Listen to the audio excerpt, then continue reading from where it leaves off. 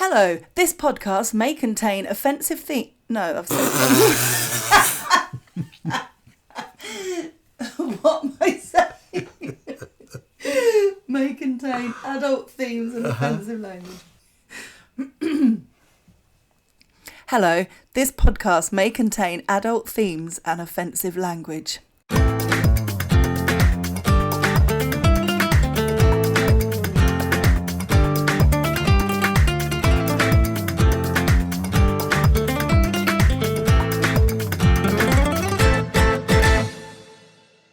Welcome to episode 60 of Marbella with him. And what are you doing? Why are you looking at me? It's like you've never done the podcast before. I literally need to write it down. I need to adult themes. Take 35. Welcome to this week's podcast.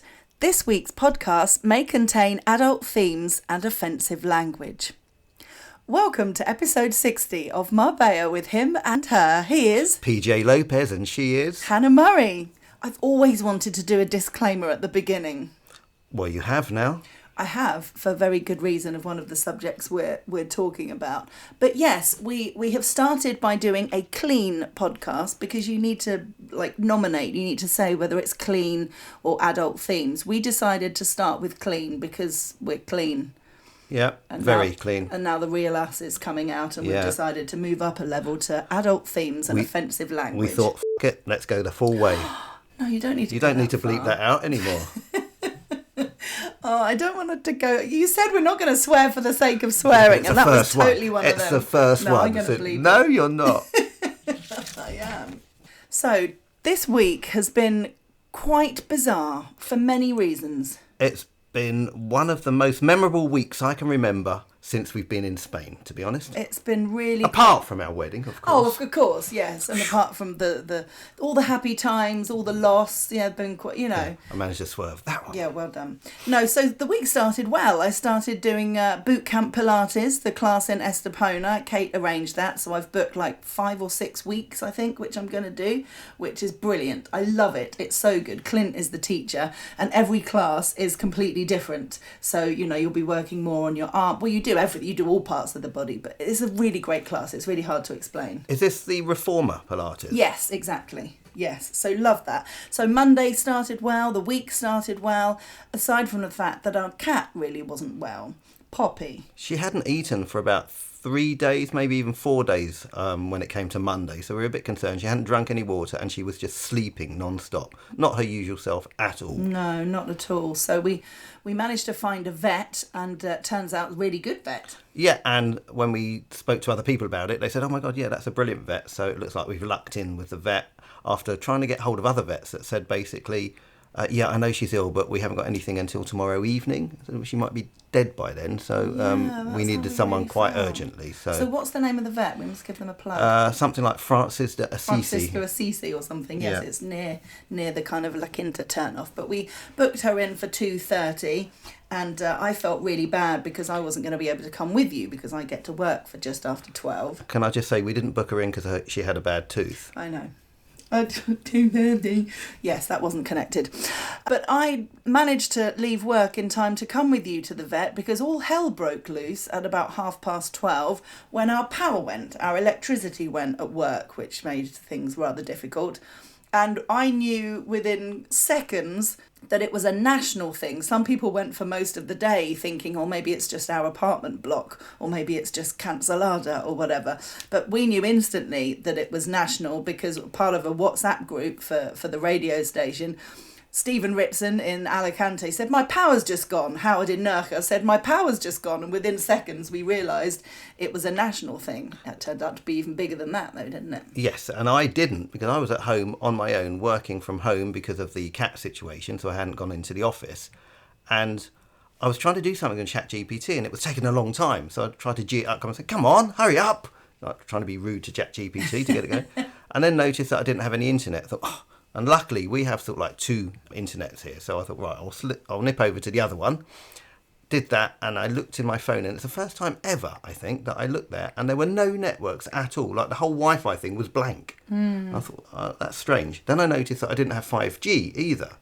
And I think during that time, I don't know if it came in and came out again, but I got a message from you saying, can't get hold of you, all electricity's gone, it's nationwide, and then that's the last I ever heard from you. I did manage to call you, didn't I? Yeah, well, I sent you loads of messages and tried to call you and couldn't get through, and that was really weird. It was one thing for the electricity to go, but for us to have no mobile service was a different level, wasn't it? Not being able to communicate was horrible. And we were lucky because we've got gas hob, so we could cook. So there's a lot of people that couldn't even cook.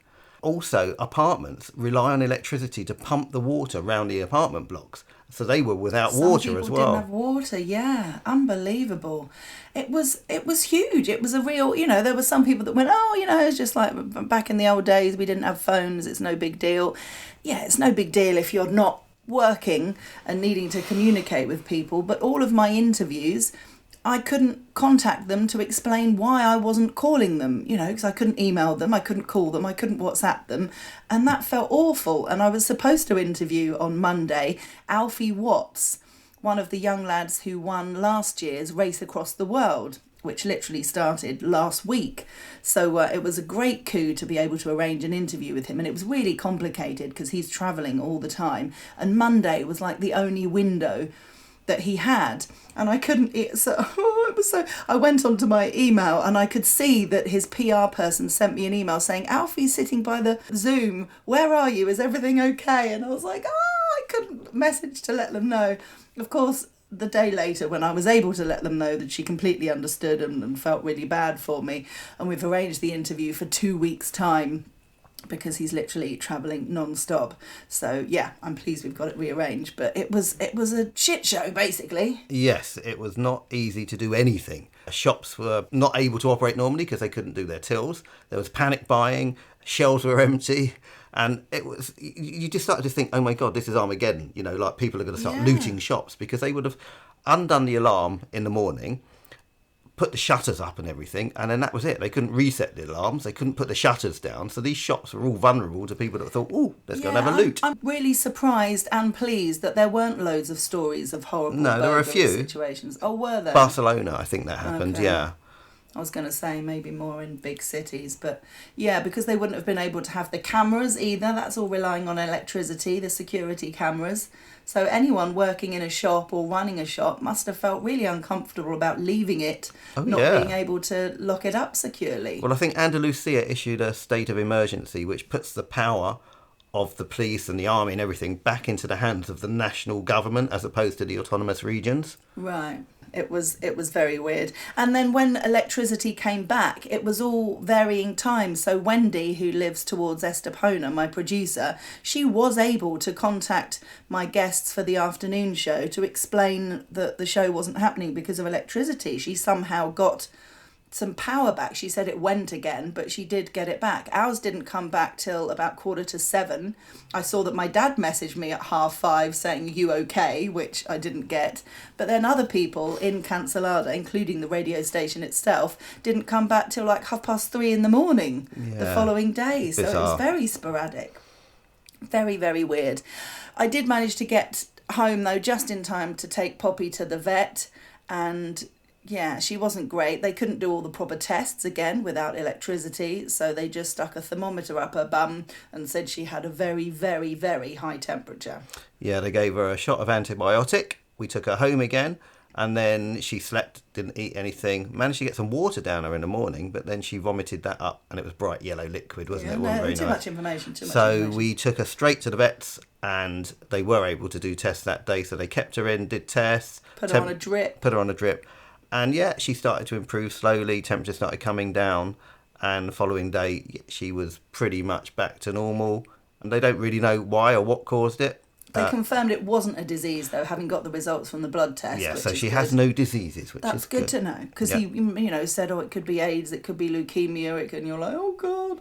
So anyway, she is very much back to normal now. Very vocal, isn't she? Meow, meow, meow. She's very clingy. Yeah, clingy and chatty. But we're very happy to have her home, obviously. I've done some interesting interviews this week on the radio show. I had the pleasure of chatting to Tasha Ghouri for the second time. She was on Love Island a few years ago, and she was also runner-up in last year's Strictly Come Dancing. Fabulous dancer she is. Yeah, she was a natural, wasn't she? Yeah, really, really amazing dancer. And she is deaf, and she wears a cochlear implant, which she glittered up on Strictly. Really made a thing of it, made it really pretty and colourful, which matched her outfit each week. Very clever. And I interviewed her last year because she wrote a novel, her first novel, Hits Different.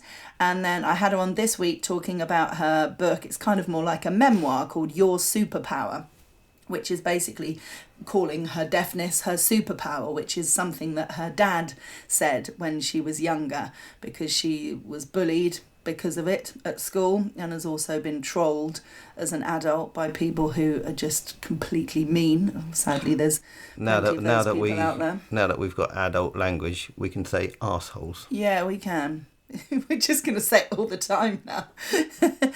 Yes, exactly. That's what they are. And she is just amazing. So she talks about her superpower in a positive way and encourages other people who have disabilities or things that are just different about them to embrace your differences and use it as a really positive thing. I think she's amazing. She's really doing some fantastic work. So lovely to chat with her again. I also had a very bizarre interview with the world's most famous and prolific sword swallower. He has over 40 Guinness World Records to do with sword swallowing. He's been on 15 different Got Talents around the world, including reaching the final of America's Got Talent twice. His name is Dan Meyer. And I found myself asking him all kinds of questions that I never thought I'd ask anyone on the radio, to do with swallowing large objects and is it harder swallowing longer things or thicker things, and very weird. Didn't you ask him what the biggest thing he's put in his mouth is? Something like that. Yeah. And I said, what's your aim? Is it just to swallow longer and larger things? It was all valid questions, but at the same time it to be just fair, felt odd. What else can you ask a sword swallower? Well, exactly. But we had a fascinating chat about going through airport security, because I said every time I go through airport security they say, have you got any sharp objects? And I said, surely you must have travelled with your swords many times doing Got Talents all around the world. He said, yeah, absolutely. And I said, so what happens when you have to show them all these swords? How do you get them on the plane? And he said, I have to prove that they're not weapons and that I use them for sword swallowing. And he said many a time in airport security he has to start swallowing swords to prove that... Which goes to show, don't lie when you go through airport security. I think you might have to perform something that might kill you. Yes. And something else I was fascinated to learn. I said, do you have to buy specific swords that are for sword swallowing? Like, is there a sword swallowing store or something? Or do you just buy any kind of sword that you that you decide you want to swallow? And he said, no, anything you find, whether it's in an antique shop or a kitchen store that you decide. Just bizarre. Bizarre, but it can't be sharp swords, otherwise it will just cut him insides out. Oh no, they are. That's What? the whole point. You have to prove they're sharp. That's the whole excitement of the thing. God. Why can't you? It's a bizarre thing to want to do. It's incredibly dangerous. He said when he decided to do it, he was 44 and he couldn't believe that there were only 12 people in the world that did sword swallowing. Well, the others died probably because they cut Maybe. themselves inside out. One of his most impressive ones is he swallows a sword that has a bend in it, has a curve in it. So as he puts it down his throat, he has to bend his body in exactly the right way. How incredible is that? Oh, God. Imagine if you coughed while you were doing it. Oh, It's absolutely. game over, isn't it? Giles messaged and said, don't you worry about sneezing while you're doing it. And he said, oh, that's a good point. Yes, I suppose if I had any sniffles, I wouldn't do it that day. Oh, God. Unbelievable. And another woman who was incredibly entertaining was the lovely Alison Arngrim, who played Nellie in Little House on the Prairie. So I used to really hate Nellie because she was a bully. Yeah, well, everybody hates her, and that's her whole... She does a one-woman stage show, and she's written a book, and they're called Confessions of a Prairie Bitch. And that's why we needed to put the adult themes, because I had to go through the whole interview saying Confessions of a Prairie B-word. So having not liked her during the whole... Because I watched Little House on the Prairie. It was my era. I grew up with Laura and Mary and Nellie and Albert. I grew up with them all. And actually, after the interview, I think I fell in love with Nellie. She's She's lovely. amazing. She's such a fantastic woman. So great stories to tell. Yeah, absolutely brilliant. She told a lovely story about wearing one of Bette Midler's dresses, and she was a bit disappointed that her chest size was as big as Bette Midler's. She wanted to get into one of the smaller dresses. But yeah, she had some great stories. So her book is called Confessions of a Prairie Bitch, if you're interested.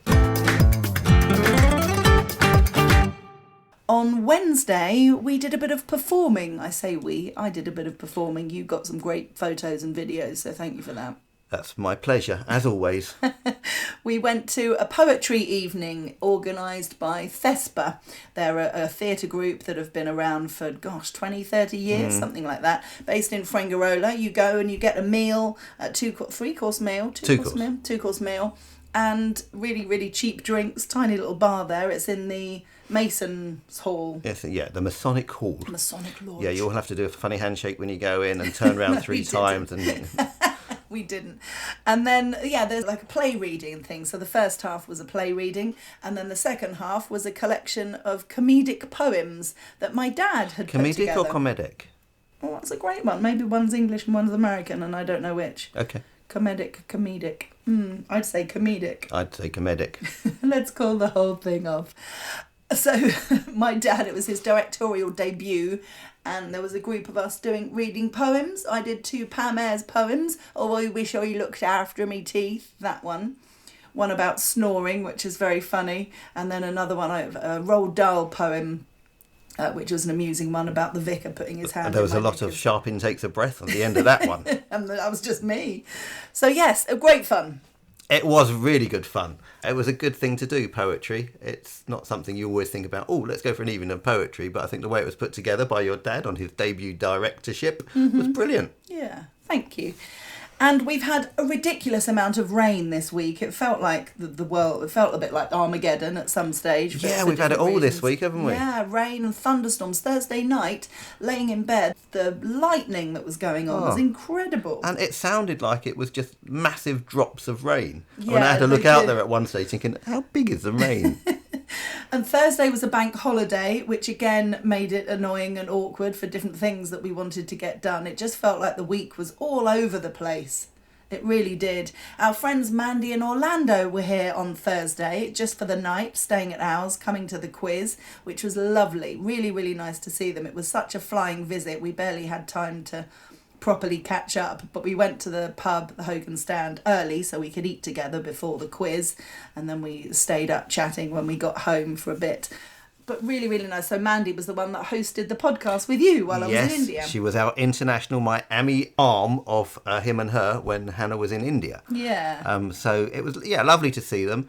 And they literally are on a here and there, here. A whistle-stop That's tour. the word I'm looking for. Thank you. Yeah, they came to go to the Rota Feria. Mandy loves Spain and loves the Feria, and Rota is where they lived when they were here, so they've spent the weekend at the Feria. And I think they've avoided the rain, which was really good. Yes, but they were caught up in the electricity thing as well. So, welcome to Spain, electricity, going out, rain, everything. And they've just left nice sunny Miami. Yeah, exactly. I had a lovely day on Friday. I went to Sal's Memory Lane lunch at La Sala. So we talked about this on the programme last week. I interviewed Sal on my radio show a week or so ago. She is the widow of the late Mel Williams, who was an incredible entertainer on the coast. And she organised a lunch to kind of get everybody together to share experiences, share memories. A lot of the memories were about Mel. She was telling lovely stories relating to people who were there at the lunch. But she, said some really lovely words, Sal, and she kept pointing out people that she knew at the lunch that had lost people. She said, I know you've lost your mum.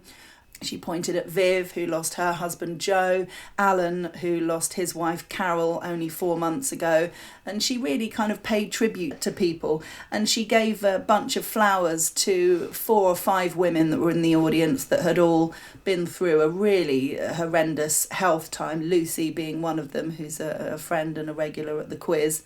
Yeah, there was lots of tears. It was really quite emotional, but done in a really beautiful way. So I'm so pleased I went. And of course, great food at La Sala and unlimited cava, which I took advantage of. Oh, so is that why on the way home you said, do you mind if I go to happy hour at Hogan's Stand? To which, of course, I said, no, you knock yourself out. Yeah. So you did, and then you managed to drag Maeve into it as well. It was your idea. You said, why don't you ring Maeve? I was like, yeah, great idea. Well, I just knew you needed looking after. It turns out that might not have been the best idea, because when I got home from rehearsal, Hannah and Maeve were on the sofa and ready to do karaoke. Yes, we just couldn't get it to work. We'd got a pizza, you know, we looked after ourselves perfectly well. Apart from not being able to get the karaoke Apart to from work. not being able to get the karaoke to work. But yeah, we had a great afternoon, evening, early morning time. Love a bit of karaoke. Who doesn't love karaoke? Mm-hmm. Even you joined in. We did some songs together. You made me do it. Yeah, you were great.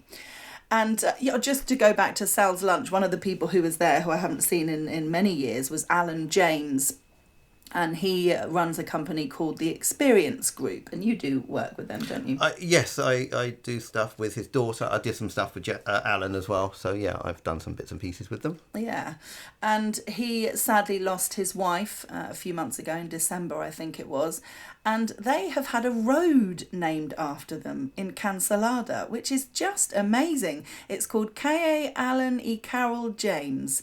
And it's in honour of the fact of their more than 50 years serving the community. They moved here in 1970 and have had various businesses, serving the community. How wonderful is that? I mean, heartbreakingly sad, obviously, that his wife isn't here to see it, but what a lovely tribute for him to have and see, and for his family to see. Well, it's a forever tribute, isn't it? It's always going to be there now. That's so lovely. What would be amazing if one of his family bought a house on that street? That would be incredible, wouldn't it? Oh, definitely. So that was lovely.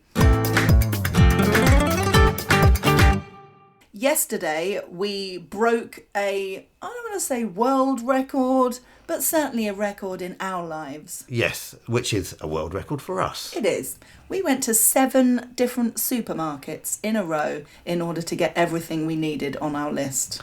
Yeah, which is not a great thing, because, I suppose everybody's still trying to recover from the whole electricity thing. So there was a massive amount of panic buying. So the shelves have been empty. And I think as soon as things are coming in, they're going out. Plus, we had a bank holiday on Thursday, which didn't help matters. And again, people panic buy, even though it's shut for one day. Yeah. So it was unbelievable. I put a post about it on Facebook and people were like, what were you cooking? You know, as if we were looking for really obscure ingredients. No, we weren't. Adam said, I can't even think of 7 supermarkets in my vicinity. Well, I will tell you. We left San Pedro. We went up to Mercadona in San Pedro. There were loads of things that we couldn't get. There was no cabbage, there was no basil, all kinds of things. No potatoes. No potatoes. A bag of baby potatoes we were specifically after. So then we thought, okay, let's go to the other Mercadona in Cancelada, Bel Air area. That was via Besco. The organic.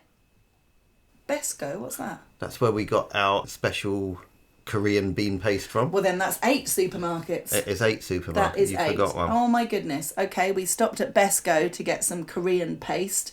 Then we went to the organic supermarket, which we'd never been to before, in El Paraiso, next to the new What's McDonald's. It called? Veritas, yeah. Yeah, it sounds like isn't Veritas like a...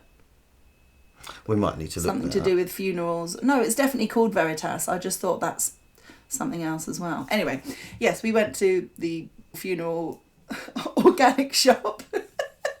Can't say that. Then we went to Mercadona Bel Air, still missing things. So we went to Lidl next door, still missing things. So we turned round at Cancelada, stopped at Aldi on the way back, got a few bits in Aldi. That's where we got our giant cabbages the size of Jupiter. It'll last us about 2 weeks. Yeah, at least. And then we went to Guadalmina and went to Carrefour and then went to overseas supermarkets, aka Iceland. Where we got frozen pork pies, because as part of the Brexit situation, they are not allowed to sell fresh pork pies in Spain any longer. Absolutely ridiculous. Pork We've got pies. frozen pork pies. We love pork pies. I mean, it's just a joke. And that's because we're going to a picnic today, very, very shortly. So we recorded this in the morning. And yes, we're making... say what you're making. Okay, we'll report back on it, how it went down. But we've got a Asian coleslaw that I'm making. PJ's Asian coleslaw, I think is its full title. Yes, and I'll tell you all about that next week. Okay. And also a slow-cooked Moroccan couscous dish. Ooh, nice. So yeah, lots of yummy things, which we better get cracking with now. Have a great week. We've not got any Sir in English. You're all over the place today. Totally all over the place. So, a couple of Sir in English articles. Malaga will become the national epicentre of gastronomy on the 25th of November as they host the presentation of the Michelin Guide Spain 2026. Some of the best chefs in the country will be there. I haven't got my invite. I know, that's weird. Yeah. I don't Do you get think it. they forgot? Do you think it's just lost in the post? Do they, maybe they don't know who you are. I think most people don't know who I am.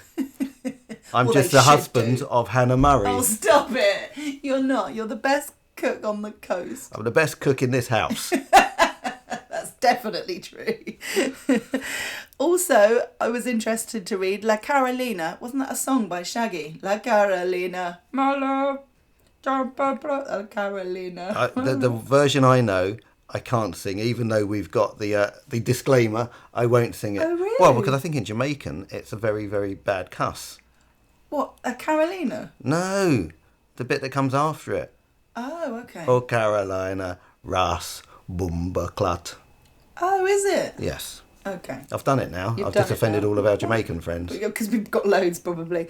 Apologies if you're Jamaican and offended.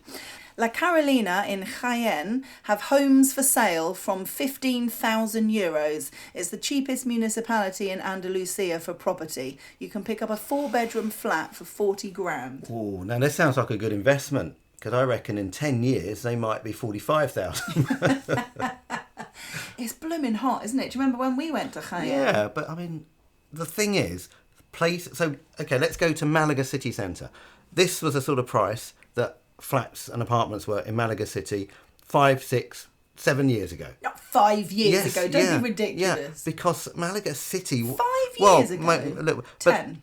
But it wasn't a popular place to buy property. No. Now it's become very en vogue. They've got lots of new developments. The new developments they built on the beach were selling for 1.5. These flats that were like 40, 50 grand are now like 500,000. Should we get one then? I think we buy the street at that price. Well, it makes it sound like we've got lots of money. Yeah, exactly. If we put €5 away every week... This isn't Monopoly, babe. It's actual money. But yeah, I mean, that sounds really good, doesn't it? Yeah, and you just never know. You know, it might become suddenly a popular place and wow, you're in the money. There you go. And that is your financial advice from us this week. And finally, zoologist and primatologist... Sorry, just to interrupt you there. I feel like we need a disclaimer about financial advice now, if we're going to do disclaimers. Yeah, we are not financial advisors. We are not recommending you do anything. We are not recommending you invest any money. You do so at your own risk. And if you lose it, tough shit. Well done. Zoologist and... In fact, we're the last people that should be offering financial advice, let's be honest. Move on. Zoologist and primatologist Jane Goodall was in Malaga for the premiere of her latest documentary, Reasons for Hope. She's the, most famous gorilla person in the world. Oh, that's why I know her name. Yeah. Yeah, I was thinking about the woman that died that was the mother of... Oh, that was Jade Goody. Oh, my God. Okay. No connection No, whatsoever. I know, but that's... Yeah, right. Go on, carry on. She didn't die anyway. She did. Jade Goody's mother? No, Jade Goody died. Oh, Jade Goody, yes. I can't believe we're talking about Jade Goody. So, yes, so amazing for her. I don't know why the premiere was in Malaga, but very nice it was too. Yes. To people who went. Well, there's reasons for hope. Yes. Oh, how lovely. That is it from us. I hope you have a great week. It's goodbye from him. And it's goodbye from her.